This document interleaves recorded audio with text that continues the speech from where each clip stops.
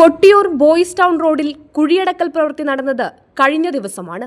കൊട്ടിയൂർ വൈശാഖ മഹോത്സവം ആരംഭിക്കുവാൻ ദിവസങ്ങൾ മാത്രം ബാക്കി നിൽക്കവേ വയനാട് മാനന്തവാടി ഭാഗത്തുനിന്നും മറ്റും ഭക്തജനപ്രവാഹം ഉണ്ടാകുവാനുള്ള സാഹചര്യം കണക്കിലെടുത്താണ് താൽക്കാലിക ആശ്വാസം എന്ന നിലയിൽ ഈ റോഡിൽ കോൺക്രീറ്റ് പ്രവൃത്തി നടത്തിയത്.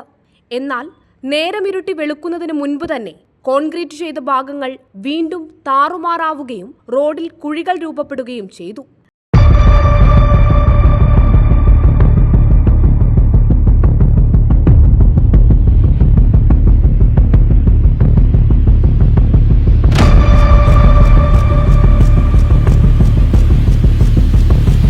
ഗതാഗത തടസ്സവും മണ്ണിടിച്ചിലും മൂലം ഈ പാതയിലുണ്ടാകുന്ന പ്രതിസന്ധികളെക്കുറിച്ചും വൈശാഖ മഹോത്സവത്തിനെത്തുന്ന ഭക്തജനങ്ങൾ നേരിടേണ്ടി വന്നേക്കാവുന്ന പ്രതിസന്ധികളെക്കുറിച്ചും പ്രൈം വിഷൻ ന്യൂസ് കഴിഞ്ഞ ദിവസം റിപ്പോർട്ട് ചെയ്തിരുന്നു. എന്താ റോഡിന്റെ അവസ്ഥ എങ്ങനെയാ തോന്നുന്നത്?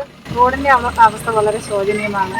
കാരണം നമ്മളിതിൽ ഇറങ്ങി വരുമ്പം ഒരു വാഹനം അങ്ങോട്ട് കയറുമ്പോൾ ഒരു വാഹനം ഇറങ്ങി വരുവാണെങ്കിൽ സ്ഥലപരിമിതി ഒത്തിരി ഉണ്ട്. അങ്ങനത്തെ പ്രശ്നം.